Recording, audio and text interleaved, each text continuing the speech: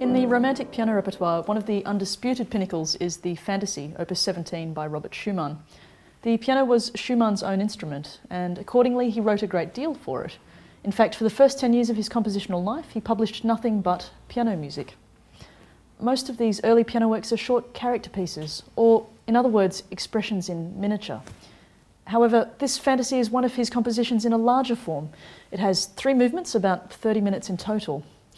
Schumann himself considered the Fantasie as his most successful and powerful realisation of a large-scale work.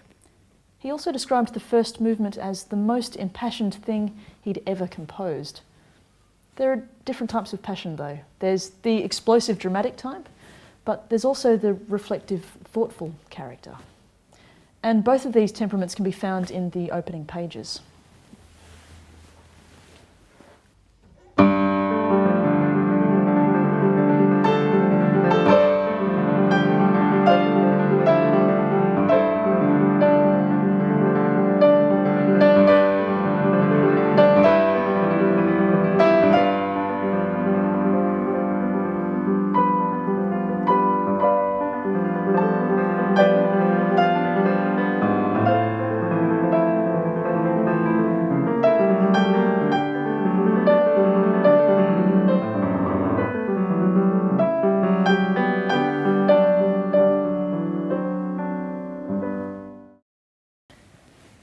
This piece is more than an explosion of uncontrolled passion.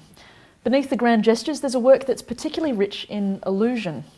It's intricate in its construction. Even the opening left-hand accompaniment figure,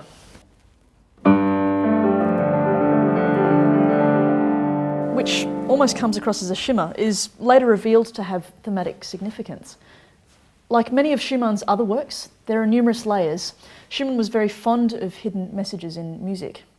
And in this piece, he makes it very clear that there's something hidden within. There's a short verse printed on the score that reads, "Through all the notes, there sounds one soft, long-drawn note for the one who listens in secret." If we turn to his personal life at the time, we know it was some period of turmoil. It was 1836, he was then 25, and he'd fallen for a young lady of 15 by the name of Clara Wieck. With the benefit of history, we know that Robert and Clara were eventually married, but at the time, to Schumann, it felt like it would never happen. Clara was the most promising pianist of her generation, and also happened to be the daughter of Schumann's own piano teacher, Friedrich Wieck. Wieck was not at all approving of the relationship and forbade the couple to see each other. He instigated a protracted legal battle to prevent them from marrying and ordered them to return their love letters to each other. So Schumann, suffering from this enforced separation and being forbidden to write letters, channeled his thoughts through his music instead. So clearly some of the themes in this Fantasie are secret, symbolic messages to Clara. However, Schumann also offers veiled quotations of melodies by Beethoven, a composer he held in the absolute highest regard. Schumann had even conceived the piece under the title Sonata for Beethoven. There is one very special reference in the work that's worth pointing out. At the very end of the first movement, there is reference to a phrase from Beethoven's song cycle called "To the Distant Beloved." Choosing this work, the title itself, "To the Distant Beloved," is itself symbolic. In Beethoven's song, the singer's character is explaining how he longs for the company of the one he misses, and by singing this song, he feels closer. The specific melody that Schumann borrows from Beethoven is